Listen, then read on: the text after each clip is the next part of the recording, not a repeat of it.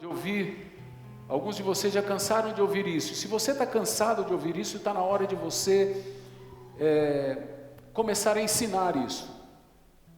Quando a gente cansa de ouvir é porque a gente já amadureceu. Aí está na hora de dar, de oferecer. Então, eu gostaria de começar esse momento, mas gostaria de começar com esse momento de forma diferente. Gostaria que tivéssemos um tempo de adoração, contemplação, um tempo de exaltação do nome do Senhor, de convite à glória de Deus para estar neste lugar. Eu queria pedir que você ficasse em pé, enquanto os instrumentos vão, como Davi adorava diante de Deus, os instrumentos vão fazendo aqui uma canção, nós vamos falar com Deus, e vamos levantar a voz em adoração, celebrando mesmo a glória de Deus, convidando o Senhor para tomar conta desse ambiente. Ele está aqui, mas nós precisamos dar a primazia para Ele. Amém? Então fecha os teus olhos, levanta as tuas mãos em atitude de adoração, e agora vamos exaltar. Exalte o Senhor, comece a exaltá-lo, levante a sua voz, comece a declarar o teu amor.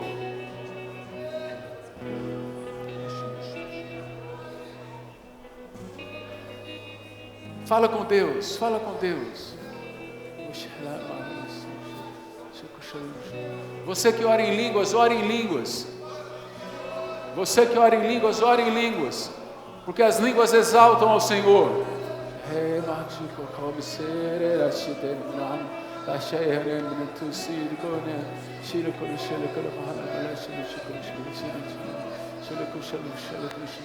Levanta uma exaltação na presença de Deus. Não deixe a tua alma quieta, adore. Oh Deus, convidamos a tua glória, Senhor. Convidamos a tua presença. Entra neste lugar, Senhor. Libera a tua unção neste lugar, Jesus. Oh Deus, como te amamos. Oh Deus, como te amamos. Tu és o nosso grande Deus, o nosso paizinho querido, nosso papai do céu. A ti toda honra, todo louvor, toda glória. Fala palavras de louvor para o Senhor. Fala palavras de amor para o Senhor. Fala palavras de glória para o Senhor.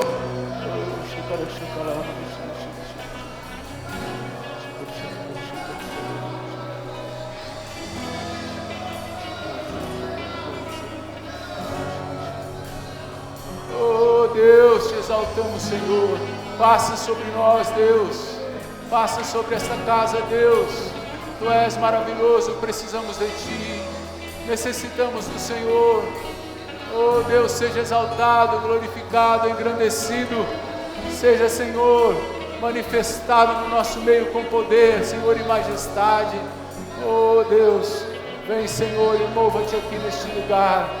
Mova-te neste lugar, Senhor, mova-te neste lugar. Não cessa, adora, adora, adora. Adora para a glória de Deus, glorifica o Senhor. Oh Deus, aleluia. Quem pode conhecer um amor assim, Senhor? Um amor assim, aleluia. Amor maravilhoso, Senhor. Coloca a tua vida no altar e adora ao Senhor. No altar da adoração, seja sempre exaltado, Jesus, Filho de Deus.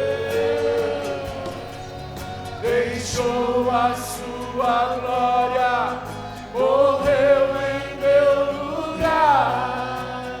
Jesus, Filho de Deus. Quem é Ele? Tu és Jesus, Filho de Deus. Quem é Ele? Tu és Jesus, Filho de Deus. Engrandecido.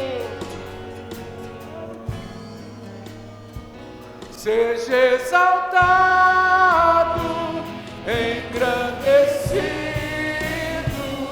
seu nome é santo, poderoso é, e não há nada que apague o seu amor.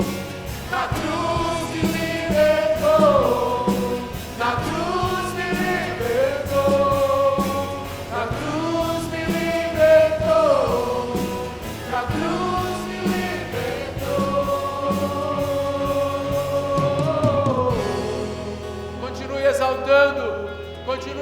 exaltando. Continue no altar da adoração. Continue exaltando. Oh Deus, tu mereces a exaltação. Tu mereces, Senhor. Oh Deus, tu és digno de toda adoração, de todo louvor, de toda glória. Vem sobre a tua igreja e dá um coração de adoração, de adorador ao teu povo, Senhor. Em nome de Jesus, flui teu Espírito neste lugar. Flui teu Espírito neste lugar, Senhor. Flui, Senhor. Flui, Senhor. Flui, flui. Peça para o Senhor.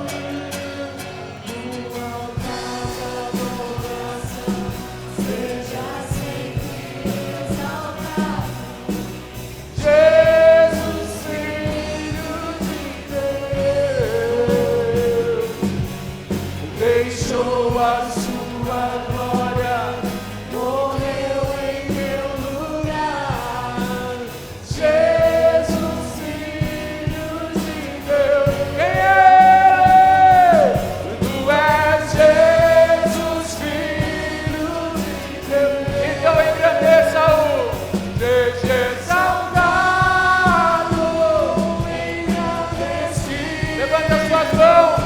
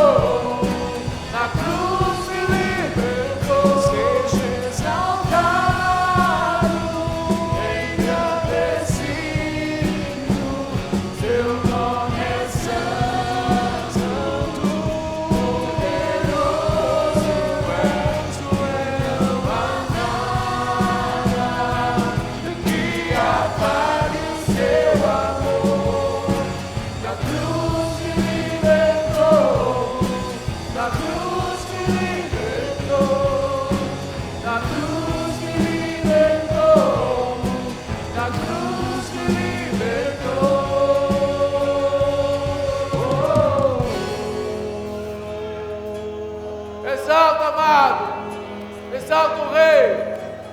Oh Deus, tu mereces adoração, louvor.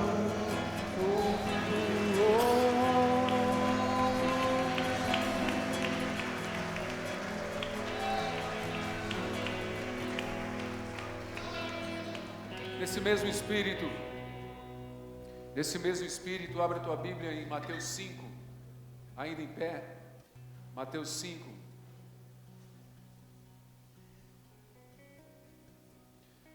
Os membros da Azatim podem ir para a Azatim. Enquanto nós abrimos a Bíblia em Mateus 5 e em Filipenses capítulo 2. Deixa marcado os dois lugares aí. Filipenses capítulo 2.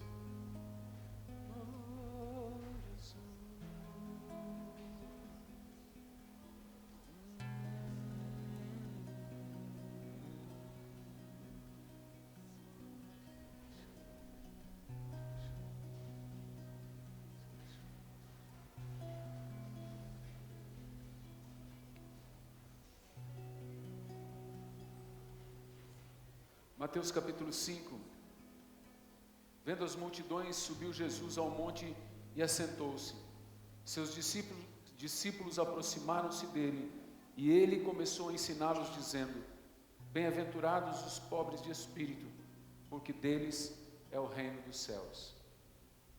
Hoje nós vamos estudar sobre as bem-aventuranças e sobre os pobres de espírito. Queria que você abrisse também lá em Filipenses 2, a partir do verso 5 diz, vamos ler a partir do verso 4, cada um cuide não somente dos seus interesses, mas também dos interesses dos outros. Seja a atitude de vocês a mesma de Cristo Jesus, que sendo Deus considerou que ser igual a Deus era algo a que não deveria apegar-se.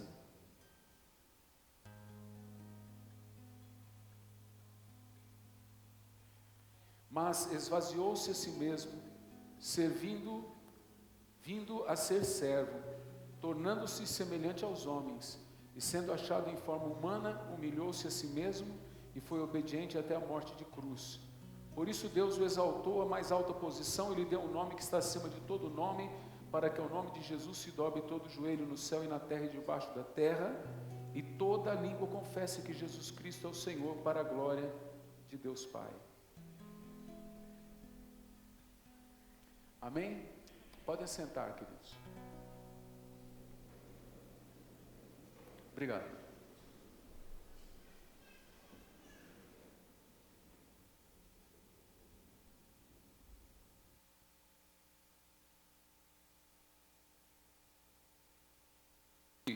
Essa expressão, pobre de espírito, normalmente, ela é usada pelos motivos errados. Ela é usada quando alguém faz alguma coisa medíocre. A gente fala, é um pobre de espírito. Quando faz alguma coisa grosseira e que afronta a sociedade, a gente fala, é um pobre de espírito. Quando nos ofendem e tentam nos magoar, de alguma forma se portam inconvenientemente, a gente diz, é um pobre de espírito. É aquele cara que está lá no banco e começa a brigar pela porta junto ao segurança, começa a brigar por causa de moedas que estavam no bolso dele, né? Você já viu isso? E a gente pensa, é um pobre de espírito. Mas essas pessoas não são pobres de espírito, elas são cheias de espírito, elas são ricas de espírito. Essa expressão é uma expressão que tem a ver com Jesus, é uma expressão cujo modelo é Cristo. Cristo é o modelo de pobre de espírito. E eu queria estudar um pouco com vocês sobre isso. Por quê? Porque eu tenho visto, irmãos, a cada dia que passa, eu tenho visto mais a degradação dos evangélicos. É mais impressionante como os evangélicos se portam como gente do mundo. Como os evangélicos se portam como quem não conhecem a Deus. E isso me preocupa, porque eu terei que apresentar uma igreja diante do Senhor. E às vezes eu vejo uma igreja brigando, gente fazendo fofoca, indo para o Facebook falar o que não deve, usando essas mídias que deveriam ser usadas para bênção, usando essas mídias como o WhatsApp para ficar fazendo rede de intrigas. E isso entristece o Espírito Santo. E o Espírito Santo quer ver isso que acabamos de apresentar em sua presença, glorificação, exaltação, e não uma igreja onde os seus membros são mesquinhos, medíocres, intriguentos, briguentos, chatos, que não tem o caráter de Cristo claro nas suas vidas. E eu comecei a orar a Deus, porque isso tem me incomodado muito. Eu comecei a orar a Deus e pedir para Deus uma direção. E Deus me deu a direção de estudar as bem-aventuranças. O motivo pelo qual eu entendi que Deus me deu essa direção foi porque as bem-aventuranças, elas dão para nós um norte, elas dão para nós uma direção clara do que é uma pessoa que Deus considera afortunada, que Deus considera bem-sucedida, que Deus considera um sucesso na vida cristã. Que tipo de pessoa é essa? E ele começa dizendo que essa pessoa bem-sucedida, bem-aventurada, é o pobre de espírito. Mas como nossa sociedade não entende essa expressão, eu comecei a pensar, como que eu vou explicar para a igreja o que é o pobre de espírito? E então Deus me deu essa palavra de Filipenses, onde Paulo apresenta Jesus como aquele que se empobreceu espiritualmente para se encher da graça e da divindade que vem do Espírito Santo. Ele, como homem, se esvaziou da sua humanidade para nos encher. E aqui eu vejo 3 atitudes de Jesus, e são claras essas colocações, Vejam bem que ele fala de: seja a atitude de vocês, verso 5, a mesma de Cristo Jesus. Está falando de atitude, coisas que a gente tem que decidir fazer, coisa que nós temos que tomar a decisão: eu vou fazer isto. O que foi que Jesus fez que o credenciou para ter o reino dos céus em suas mãos? Porque Jesus poderia fracassar, outros já se haviam dito Cristo. Há poucos dias antes de Jesus aparecer como Cristo, um outro apareceu, um tal de Teudas, e esse cara levou muita gente atrás dele porque ele se dizia o Cristo, mas todo o trabalho dele pereceu, tudo aquilo que ele fez desapareceu. Foi até o motivo da argumentação de Gamaliel quanto ao caminho do Senhor. Falou: olha, vocês sabem que o que não é de Deus não permanece, mas se é de Deus, não vão ser pegos lutando contra Deus. Lembram do Teudas? Apareceu aí esses dias atrás, aí se dizendo Cristo. E o que é dele agora? E dos seus seguidores? Nada. Então Jesus vinha depois de um fracasso e depois de uma mentira de um Cristo. Você imagina que Jesus apareceu depois de um Henri Cristo ser desmascarado. Que situação! Agora vem um outro dizendo que é Cristo de novo. Já tivemos uma decepção e agora vem um outro. O que ele deveria fazer para ser não só o dono do céu que ele era, mas o merecedor do céu como homem, na qualidade de homem? Então diz a palavra que ele tomou 3 atitudes. Verso 6, a primeira: ele não considerou que ser igual a Deus era algo que ele deveria apegar-se. Ele desapegou-se de si mesmo. A primeira atitude que ele tomou foi desapegar-se de si mesmo. Quem era Jesus? Quem era aquele homem que tinha uma aparência igual a dos outros, que não era em nada diferente dos outros, mas que de repente vai para o batismo de João e desce uma pomba sobre ele, uma voz se abre do céu e diz: esse é o meu filho amado em quem me comprazo. Quem era Jesus? Vamos lá, amados, me ajuda. Quem era Jesus? Lembra que Pedro respondeu? Tu és o Cristo, o Filho do Deus vivo. Que mais? O que Jesus disse de si mesmo? Quem era ele? O que ele disse para Filipe? Quem vê a mim, vê o Pai, porque eu e o Pai somos um. O que o evangelista João falou lá no Evangelho de João, capítulo 1? Que ele era o Verbo, e que o Verbo criou todas as coisas, e que nada foi criado sem ele, e que tudo foi feito por ele, e ele se fez carne e habitou entre nós, e vimos a sua glória como a glória do Filho unigênito do Pai. Quem era Jesus? Jesus era o próprio Deus, que estava presente na terra, mas ele não se apegou a esse fato. Ser pobre de espírito, irmãos, é não nos apegarmos ao fato de que temos alguns poderes em nossa mão, às vezes de mandar alguém embora, às vezes de tocar alguém de casa, às vezes de bater em alguém, às vezes condições de prejudicar alguém no trabalho, ou prejudicar alguém na vida, perseguindo alguém, abrir mão da nossa força física, abrir mão da nossa força intelectual, abrir mão daquilo que pensamos que somos.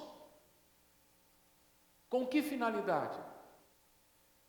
Com a finalidade de conquistar o reino dos céus. Dos pobres de espírito é o reino dos céus. É alguém que desapega-se. Em que você está apegado? Em que a tua vida está apegada? O que é importante para você? Teu carro? Tua casa? Teus filhos? Tua neta?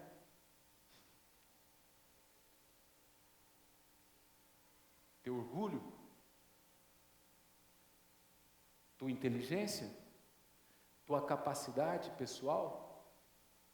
Em que você está apegado? no teu namorado, na tua namorada, na tua esposa, no teu esposo? Você está apegado no direito que você acha que tem de guardar o rancor de uma pessoa? Pois se você quer ser merecedor do reino dos céus, se você quer ser digno do reino do céu, você tem que se empobrecer, você tem que se desapegar disso, você tem que abrir mão. Desapegue-se, desapega. Meu irmão, OLX, nós temos que fazer uma OLX espiritual. Tem que desapegar-se. Se desapegue, irmão, não se sinta no direito. Eu não tenho direitos. Diga para o seu irmão, eu não tenho direitos. Eu sou servo, e servo tem deveres. Tudo que é teu é de quem? Tudo que você ganha é de quem? Tudo que você veste é de quem? Tudo que você é e precisa para viver depende de quem? Então desapegue-se, porque não é teu, não é meu. E ao mesmo tempo, é tudo nosso, porque é dele e ele compartilha conosco. Então nós não precisamos ficar preocupados de que vamos ser de alguma forma humilhados, abatidos, enganados, fraudados, passados para trás. Por quê? Porque nós temos alguém que nos defende. Se queremos ser melhores cristãos, precisamos ser pobres de espírito. Precisamos desapegar-nos de nós mesmos. Deixar essas coisas de, eu tenho minhas ideias, eu tenho meus projetos, eu tenho meus valores, eu não abro mão, eu acho que é assim, e é assim que tem que ser. Eu sou mais eu me garanto. Desapegue-se, meu irmão. Diga para o teu irmão aí, olha LX para você, meu irmão. Desapegue-se.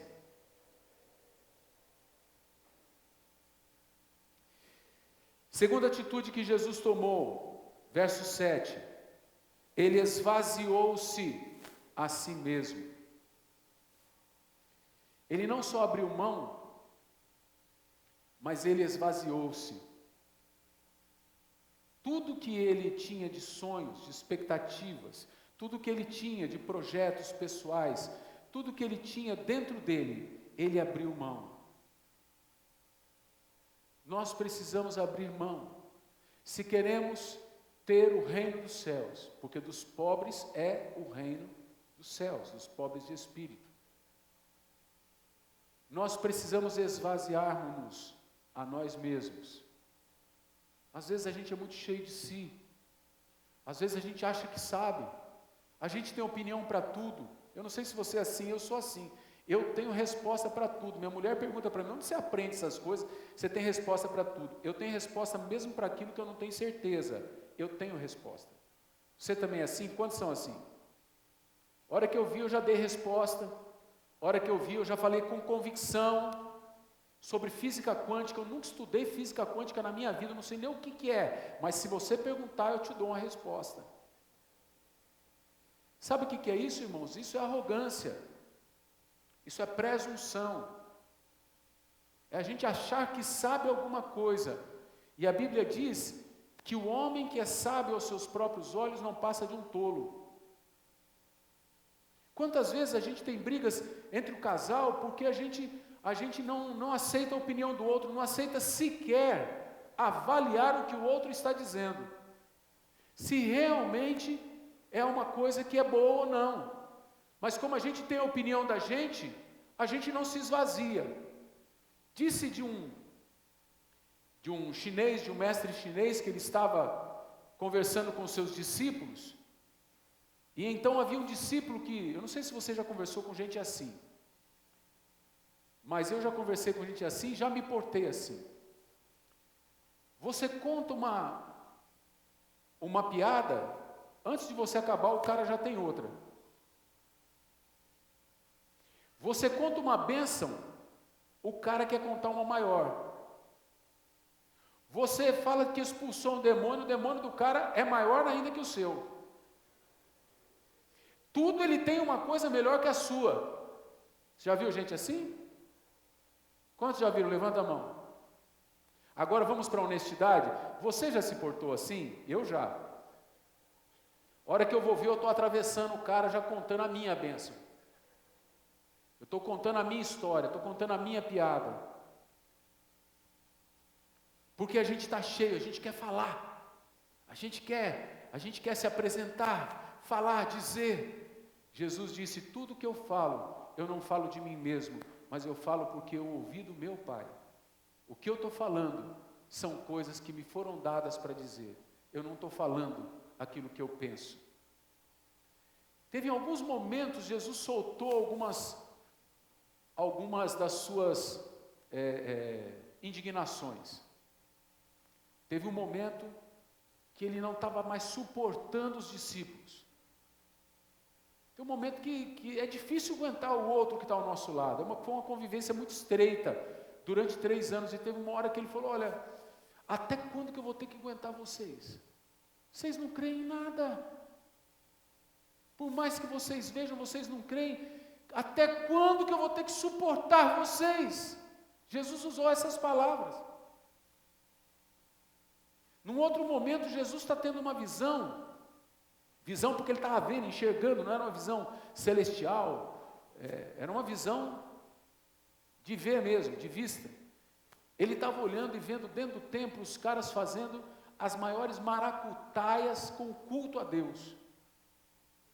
E ele ficou lá em cima daquele monte, só olhando lá embaixo e fazendo trancinhas. Jesus estava fazendo trancinhas numa fita de couro. Fazendo uma, fazendo 2. O que passava na cabeça dele naquele momento? Fazendo 3, fazendo 4, e os discípulos assistindo aquilo, Jesus fazendo trancinha, numa fita de couro, 5, 6, eu não sei quantas, talvez uma para cada dia da semana. Ele desceu com aquilo na mão, deve ter feito uma alça, colocou aquilo, parecia uma pulseira hippie na mão dele, comprida. E ele desceu com aquilo, irmãos, a hora que chegou dentro do templo, deu a louca no homem. Ele saiu chutando tudo, quebrando tudo e dando pancada naqueles caras, saiu dando aquilo lá chama-se azorrague, é uma chibata com várias pontas, ele saiu batendo nos cambistas com aquilo. Jesus ficou profundamente irado e disse, vocês transformaram a casa do meu pai num covil de ladrões e salteadores. E ele saiu quebrando tudo, e ele estava tão irado, e aquela ira vinha de Deus, que ninguém pôde atacá-lo. Ninguém pôde atacá-lo. Jesus não era um homem de briga, mas aquilo também era manifestação de justiça e de amor. Jesus esvaziou-se a si mesmo. Mas o que é esvaziar-se na ideia de Jesus? Quando você olha o verso 7, ele diz que ele esvaziou-se a si mesmo, vindo a ser servo, tornando-se semelhante ao homem. Aqui eu queria parar para pensar com você. Qual era a diferença entre Jesus e um homem?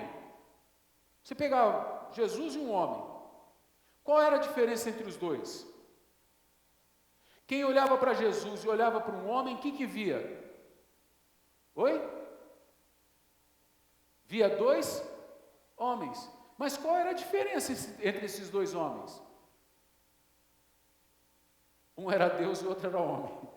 Um era criador e o outro era criatura. Esse homem, Jesus, antes dele ser gestacionado no coração de Maria, porque a gente não sabe se ele foi gerado por Deus no coração de Maria, ou se ele foi colocado já no ventre de Maria, como uma criação de Deus. Quando ele foi gestacionado, Maria gestou ele. Antes disso acontecer, Jesus já existia como esse homem, com esta aparência. Sim ou não? Hã? Sim, irmãos, ele já existia. Vocês acabaram de dizer do Evangelho de João, que ele era o Verbo estava com Deus, o Verbo era Deus. Ele é a imagem visível do Deus invisível, o primogênito de toda a criação, o primeiro a ser criado das novas criaturas, mas ele já estava com Deus e ele era Deus. E quando ele criou tudo, ele criou o homem como? A sua imagem e semelhança. Quer dizer, a imagem, aquilo que viam no homem era como se estivessem vendo Deus. Essa é uma coisa que você precisa gravar no seu coração. Jesus pré-existia, porque ele é pré-existente, porque ele é Deus. E ele já pré-existia com a figura humana. Nós somos parecidos com Deus. E Jesus muitas vezes é chamado de filho do homem. Que homem? O homem Deus. Aquele Deus com a mesma aparência que nós, que criou todas as coisas. Então Jesus, ele, embora fosse parecido com o homem, ele não tinha a falta de glória do homem, ele tinha a glória de Deus. Ele tinha o poder de Deus. Ele tinha a luz de Deus, ele tinha a vida de Deus, a grandeza de Deus, a majestade de Deus. E sabe o que ele fez? Ele esvaziou-se de tudo isso, ele abriu mão de tudo isso, ele perdeu o seu brilho, ele perdeu a sua glória, perdeu no sentido de abrir mão, ele abriu mão do seu poder, da sua glória, da sua majestade, ele abriu mão das suas prerrogativas como Deus e se fez homem, e diz a palavra que ele, vindo, se fez servo. Como pobre de espírito, alguém que se empobreceu, porque isso é se empobrecer, abrir mão de tanta glória e de tanta riqueza, e tornar-se pobre, tornar-se como homem, empobrecer-se para Deus. Jesus não só se desapegou do ser igual a Deus, mas ele se tornou um servo. E isso é esvaziar-se. É nós deixarmos de querer ser servidos, de querer que as pessoas façam a nossa vontade, de querer impor o nosso desejo, de querer impor aquilo que a gente quer, os nossos sonhos, as nossas ideias, os nossos projetos, e simplesmente servir o outro, mesmo quando tudo está contra aquilo que nós desejamos. Isso é ser pobre de espírito, é servir. Com que propósito? Se você for olhar para o fim desse capítulo de Filipenses, olha para ele lá. Verso 9: por isso, Deus o exaltou à alta posição e lhe deu um nome que está acima de todo nome, para que ao nome de Jesus se dobre todo o joelho no céu e na terra e debaixo da terra, e toda a língua confesse que Jesus Cristo é o Senhor, para a glória de Deus Pai. Deus deu o reino na mão dele. Agora a divindade pega aquele humano, pega a sua parte humana, totalmente humana, e coloca no trono, com direitos adquiridos, porque ele se esvaziou e serviu. Ele disse: eu não vim para ser servido, mas eu vim para servir e dar a minha vida em lugar de muitos. Satanás quer colocar no nosso coração, amados, que nós temos que desfrutar desta vida, que nós temos que ter o melhor dessa terra, que nós temos que ser prósperos financeiramente, e temos que ser cabeça e não cauda, no sentido de estarmos por cima da carne seca, e que se dane o resto do mundo, porque assim nós somos prósperos e benditos por Deus. E as pessoas que precisam de Cristo, as pessoas que precisam de salvação, ficam sem salvação. Por isso Jesus foi acusado, servindo, de ser amigo de quem? Ele não é o Filho de Deus, porque ele é amigo de quem? Lembram lá? De quem que ele era amigo? Publicanos e pecadores. Ele come com pecadores, ele anda com pecadores. Como que esse cara pode ser mestre? Ele foi acusado assim. Nós às vezes não queremos nos meter com gente ruim, gente que a sociedade execra, coloca na marginalidade. Mas Jesus não. Jesus veio para andar com essa gente. Jesus veio para dar crédito àquele que não tinha. Jesus veio para pegar as coisas que o mundo rejeitava, a fim de confundir o mundo, diz a palavra. Jesus veio pegar o pobre para confundir o rico, pegar o fraco para confundir o forte. Jesus veio fazer isto e nós temos que fazer a mesma coisa, se queremos o reino dos céus. Porque somente se nos esvaziarmos, nós seremos cheios de Deus. Só vazios de nós mesmos, nós seremos cheios de Deus. Eu ia contar a ilustração do monge, né, mas eu não vou contar a ilustração do monge, eu vou largar para lá. Já está mais do que superada. Terceira atitude de Jesus. Nós encontramos no versículo de número 8, porque ele vem dizendo, mas esvaziou-se a si mesmo, versículo 7, vindo a ser servo, tornando-se semelhante ao homem, e sendo encontrado como homem, como figura humana, o que ele fez? Ele humilhou-se a si mesmo. Qual foi a humilhação de Jesus? Qual foi a maior humilhação que Jesus sofreu? Oi? Morrer naquela cruz. A maior humilhação de Jesus foi carregar o teu pecado, o meu pecado. Foi subir naquela cruz nojenta, naquela cruz onde todos aqueles que sobem são chamados de malditos, como diz lá em Gálatas 3,13, porque maldito todo aquele que for colocado no madeiro. Jesus subiu no madeiro, para quê? Para nos salvar. Mas por que ele fez isto? Aí vamos lembrar um pouquinho daquele momento onde ele está. Antes de ser preso, ele estava onde? Onde que ele foi preso? No Getsêmani, no Jardim das Oliveiras.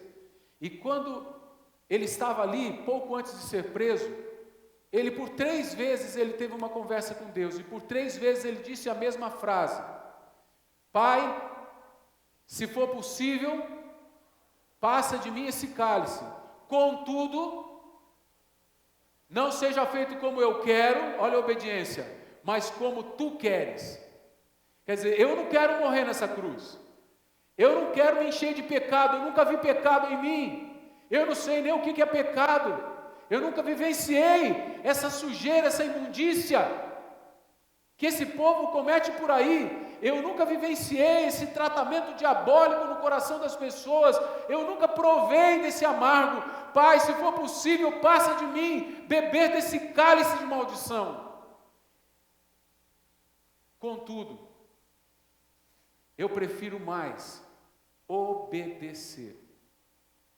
E por isso, quando você olha para esse texto, você vê que Jesus, a atitude de Jesus, foi humilhar-se a si mesmo, sendo obediente e obediente até a morte de cruz.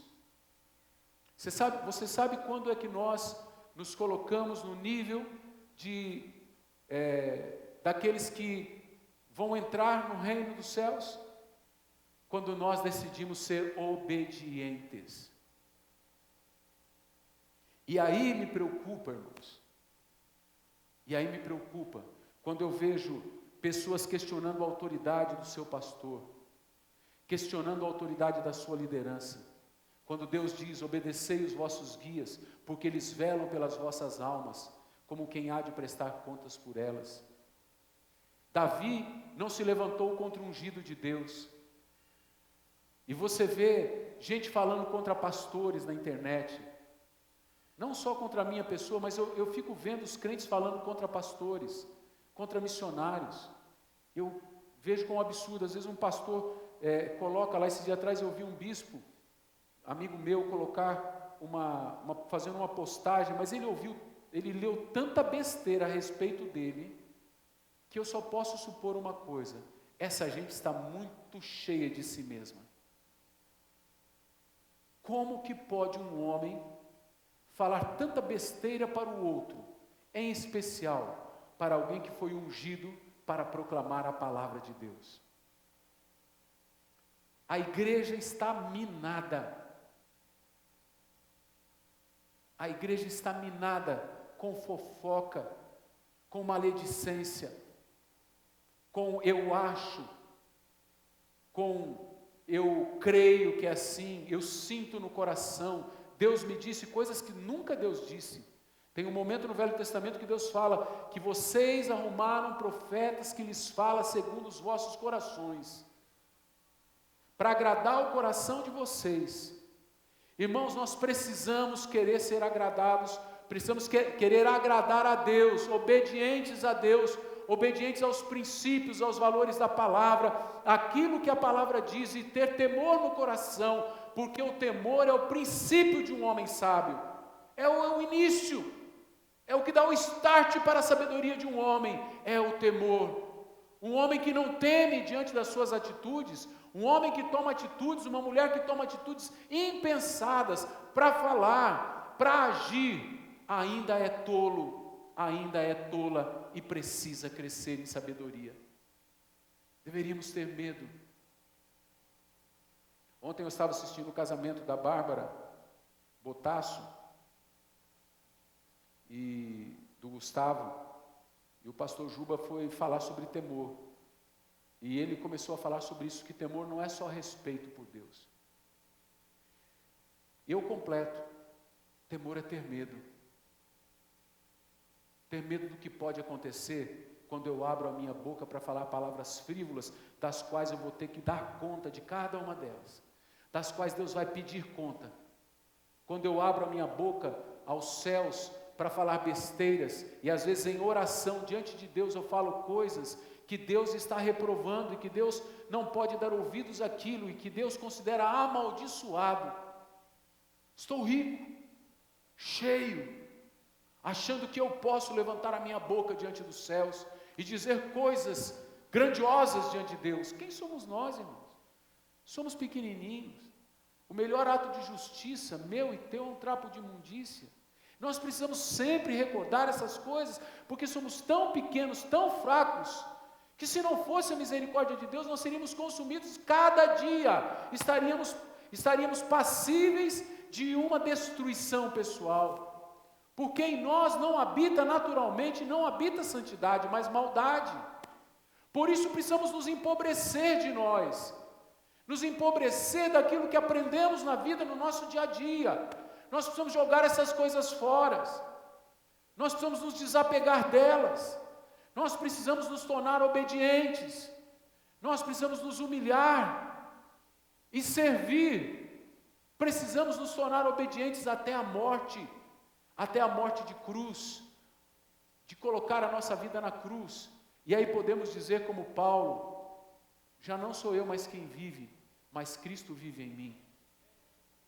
Não sou mais eu vivendo. Nossa meta, irmão, irmã, tem que ser chegar ao ponto onde não são mais os meus desejos, mas os de Cristo.